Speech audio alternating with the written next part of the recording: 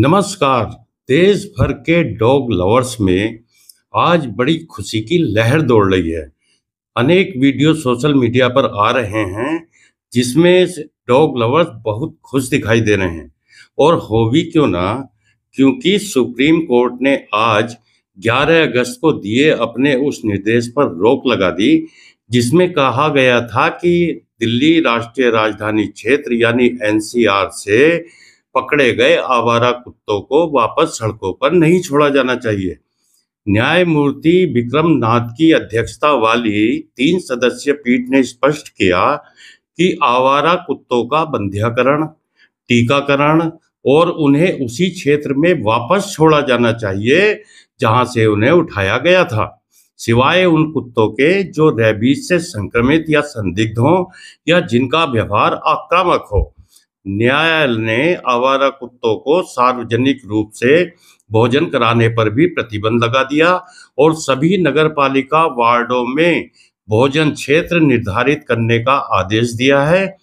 खास बात यह है कि अब इस मामले का दायरा पूरे भारत में बढ़ा दिया गया है। अब ये आदेश केवल दिल्ली एनसीआर के लिए नहीं बल्कि पूरे भारत के लिए है और सभी राज्यों, केंद्र शासित प्रदेशों और स्थानीय निकायों को पशु जन्म नियंत्रण यानी एबीसी नियमों का पालन करने का निर्देश दिया गया है। तो चलिए समझने की कोशिश करते हैं कि सुप्रीम कोर्ट के आज के ऑर्डर में क्या है और अदालत ने वास्तव में क्या निर्देश दिए हैं। पहला है संशोधित रिहाई आदेश, यानी अधिकारियों द्वारा पकड़े गए आवारा कुत्तों की नसबंदी, उन्हें कृमिनाशक दवा देना, टीकाकरण किया जाना चाहिए और उन्हें उनके मूल स्थान पर वापस छोड़ दिया जाना चाहिए। संक्रमित या रेबीज से संदिग्ध या आक्रामक कुत्तों को नहीं छोड़ा जाएगा और उन्हें अलग आश्रय स्थलों में रखा जाएगा। ये आदेश देखा जाए तो काफी हद तक ठीक है, क्योंकि आक्रामक कुत्तों को सड़कों पर वापस छोड़ने से समस्या जस की तस बनी रहेगी, उसमें कोई सुधार नहीं आएगा। दूसरा, सार्वजनिक भोजन पर प्रतिबंध। देश भर में सार्वजनिक स्थानों और सड़कों पर आवारा कुत्तों को भोजन देना प्रतिबंधित किया गया है। केवल नगरपालिका वार्डों में निर्दिष्ट भोजन क्षेत्रों की ही अनुमति होगी। तीसरा है फीडिंग पॉइंट। नगर पालिका अधिकारियों को प्रत्येक वार्ड में विशेष भोजन क्षेत्र बनाने होंगे।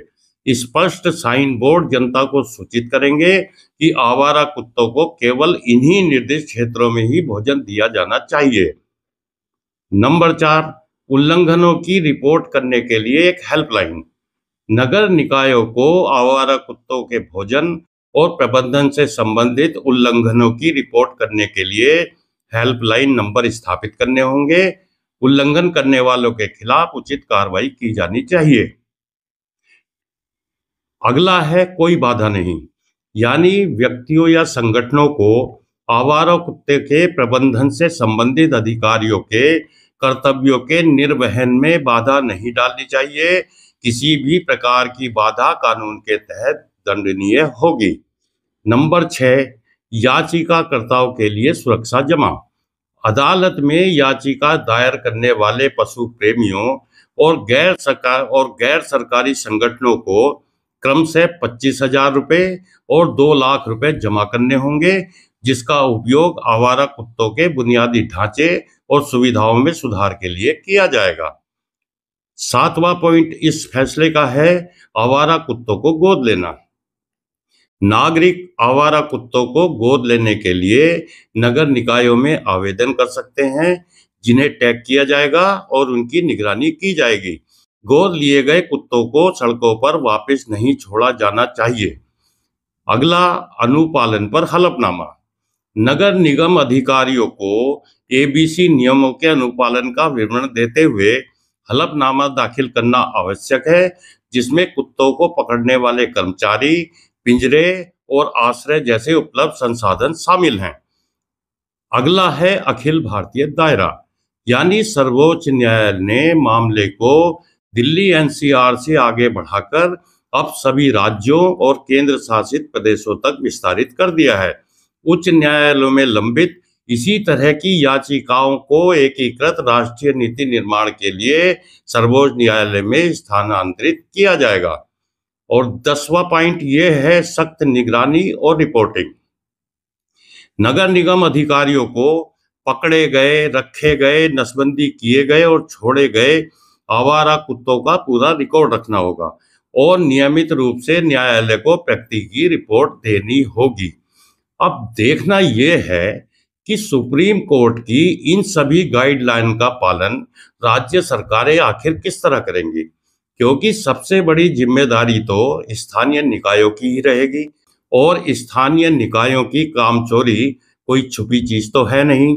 आज जो हम कुत्तों की इतनी बड़ी संख्या देखते हैं, इसमें पूरी तरह से स्थानीय निकाय के लोग ही जिम्मेदार हैं, जिन्होंने अपनी जिम्मेदारी का ईमानदारी से निर्वहन नहीं किया। दूसरे, जिन एनजीओ के ऊपर कुत्तों की नसबंदी का, उनके टीकाकरण का काम छोड़ा गया था, उन लोगों ने इसमें बड़ी मात्रा में भ्रष्टाचार किया है। उन्होंने 2 कुत्तों की नसबंदी करने के बाद वो 10 कुत्तों की बताई है। उसी का कारण है कि कुत्तों की संख्या शहर, गांव और कस्बों में लगातार बढ़ती जा रही है और ये समस्या विकराल रूप धारण करती जा रही है। बहरहाल फैसले से तो लगता है कि कुछ ज्यादा बदलने वाला नहीं है, सब कुछ बदस्तूर जारी रहेगा। कुत्तों के डर के साए में ही रहना मजबूरी रहेगी। वाकई इस देश का भगवान ही मालिक है। तो इस वीडियो में इतना ही। आपसे निवेदन है कि चैनल को सब्सक्राइब करें, वीडियो को लाइक करें और कमेंट भी जरूर करें। नमस्कार।